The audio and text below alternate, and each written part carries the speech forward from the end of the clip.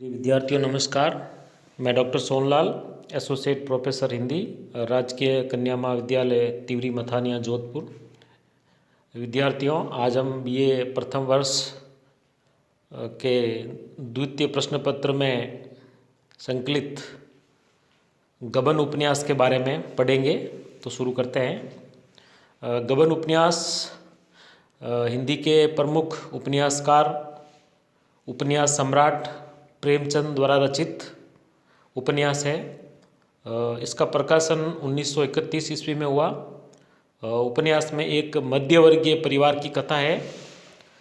इस उपन्यास में कुल 52 भाग है तथा इसके पूर्वार्ध का उद्देश्य पारिवारिक और सामाजिक यथार्थ को व्यंजित करना है, जबकि उत्तरार्ध का उद्देश्य राजनीतिक यथार्थ को व्यंजित करना है। अर्थात इसके दो बड़े भाग कर सकते हैं, पूर्वार्ध और उत्तरार्ध। इसके पूर्वार्ध में एक मध्यवर्गीय परिवार में पारिवारिक और सामाजिक जो यथार्थ है, उनकी जो समस्याएं हैं, उनका चित्रण है। और इसके उत्तरार्ध यानी इसके दूसरे आधे भाग में राजनीतिक यथार्थ को व्यंजित किया गया है। उपन्यास का कथानक घटना एवं चरित्र प्रधान है, अर्थात इसमें घटना और पात्रों के चरित्र के द्वारा कथा आगे बढ़ती है। इस उपन्यास में मध्यवर्ग की आर्थिक, सामाजिक और राजनीतिक समस्याओं का भी चित्रण है। और इसके जो प्रमुख पात्र हैं उसमें दयानाथ, रमानाथ और जालपा है। प्रमुख जो पुरुष पात्र है उपन्यास का वो है रमानाथ, और स्त्री पात्र में है जालपा। दयानाथ रमानाथ के पिता है और रामेश्वरी स्त्री पात्रों में आती है, जो दयानाथ की पत्नी और रमानाथ की माँ और जालपा की सास कह सकते हैं। इसके अलावा इसमें रतन भी है, जो एक उच्च वर्ग की स्त्री है। एक पात्र जौहरा है, वो भी एक स्त्री पात्र है। और अन्य पात्रों में वकील साहब और देवी दीन भी है। इस उपन्यास में भारतीय महिलाओं के आभूषण प्रेम की ओर ध्यान आकर्षित किया गया है। साथ ही मध्यवर्गीय परिवार की जो सामाजिक है, पारिवारिक है, आर्थिक, राजनीतिक जो भी समस्याएं हैं, उनकी ओर भी पाठकों का ध्यान आकर्षित किया गया है। इसमें एक मध्यवर्गीय परिवार की कथा है और ये मध्यवर्गीय परिवार इलाहाबाद का है। दयानाथ, उसका बेटा रमानाथ और रमानाथ की पत्नी जालपा इस परिवार के मुख्य सदस्य हैं। गबन में प्रेमचंद ने इन तीनों मानव चरित्रों का चित्र मात्र प्रस्तुत किया है। इन मानव चरित्रों पर प्रकाश डालने और उनके रहस्यों को खोलने के लिए प्रेमचंद ने विभिन्न वर्ग के पात्रों, विभिन्न घटनाओं, विभिन्न स्थितियों और भिन्न देश की परिकल्पना की है। विज्ञान की भाषा में कहें तो प्रेमचंद इस मध्यवर्गीय परिवार नामक तत्व की रासायनिक प्रतिक्रिया अन्य पारिवारिक, सामाजिक, राजनीतिक तत्वों से कराते हैं। इस प्रतिक्रिया के माध्यम से वे मध्यवर्गीय परिवार के मानव चरित्र पर प्रकाश डालते हैं और उसके रहस्यों को खोलते हैं। इन प्रतिक्रियाओं को समझकर और प्रतिक्रिया के परिणाम को समझकर ही रचना के उद्देश्य को समझा जा सकता है। जालपा का गहनों के प्रति अनुराग, रमानाथ के विवाह का आयोजन, कर्ज, जालपा के गहनों की चोरी, इन स्थितियों और घटनाओं के माध्यम से प्रेमचंद ने दयानाथ के परिवार की आंतरिक स्थिति और परिवार के सदस्यों के आंतरिक संबंधों को दिखाया है।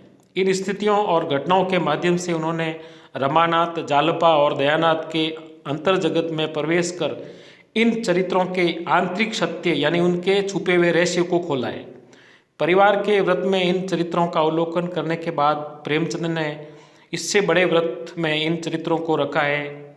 ये बड़ा व्रत इनका कार्य क्षेत्र है, जहाँ वे काम करते हैं। परिवार का आंतरिक व्रत यहाँ छूटता नहीं है। इसके साथ ही एक सामाजिक व्रत भी है जो इसके साथ साथ चलता है। इस सामाजिक व्रत में वकील साहब और उनकी पत्नी जालपा है। दयानाथ कथा यात्रा में बहुत दूर तक नहीं चलते, सिर्फ बीच बीच में उनकी उपस्थिति जताते चलते हैं। कथा के इस बिंदु पर यह मध्यवर्गीय परिवार दिखावा, फिजूल खर्ची के कारण दफ्तर में गबन की घटना तक पहुंच जाता है। कुल मिलाकर देखें तो कार्यक्षेत्र और सामाजिक व्रत को रेखांकित करने का उद्देश्य रमानाथ और जालपा के चरित्र पर प्रकाश डालना है। इसके माध्यम से प्रेमचंद ने रमानाथ और जालपा के चरित्र के आंतरिक लोक का साक्षात्कार कराया है, उसे उसकी समग्रता एवं जटिलता में पकड़ने की कोशिश की है। इसके बाद कोलकाता की कथा है, जिसे कई लोगों ने इस कथा का उत्तरार्ध कहा है। वास्तव में यहाँ भी प्रेमचंद ने इसी मध्य वर्गीय परिवार के चरित्र को ही केंद्र में रखकर एक व्रत खींचा है। परिवार, कार्यक्षेत्र और सामाजिक व्रत से बड़ा राष्ट्रीय व्रत। यहाँ अमृत राय से पूरी तरह सहमत हुआ जा सकता है कि ताज्जुब की बात होती अगर मुंशी जी का लिखना इस जबरदस्त हलचल का असर न लेता। प्रेमचंद युगबोध से प्रभावित रचनाकार हैं, इसलिए तत्कालीन घटनाओं का उन पर प्रभाव नहीं हो ये नहीं कहा जा सकता। 1929 ईस्वी की जिस घटना का जिक्र अमृत राय ने किया है, उसका प्रेमचंद के इस उपन्यास पर सीधा प्रभाव माना जा सकता है। यहाँ सवाल यह है कि ये प्रभाव कितना सृजन प्रक्रिया में घुलकर सृजनात्मक रूप में हमारे सामने आया है और कितना थोपा हुआ उपन्यास की रचना को तोड़ता हुआ आया है। क्या इस प्रभाव से रचना के उद्देश्य में टूट पैदा हुई है? एक कलकत्ता की घटना मध्य वर्गीय चरित्र को उसकी समग्रता में दिखाने के उद्देश्य से सृजित की गई है। क्या ये वर्ग स्वाधीनता संग्राम से अलग था? अगर नहीं तो फिर स्वाधीनता संग्राम में इसकी भूमिका क्या थी? कथा के इस विकास से उन्होंने मध्य वर्गीय चरित्र के एक और पहलू, जो समसामयिक भी है और ऐतिहासिक भी, को पकड़ने की कोशिश की है। इस उपन्यास का अंत एक आदर्श ग्राम के व्रत में होता है। इस तरह हम देखते हैं कि पूरा उपन्यास एक संरचना में है।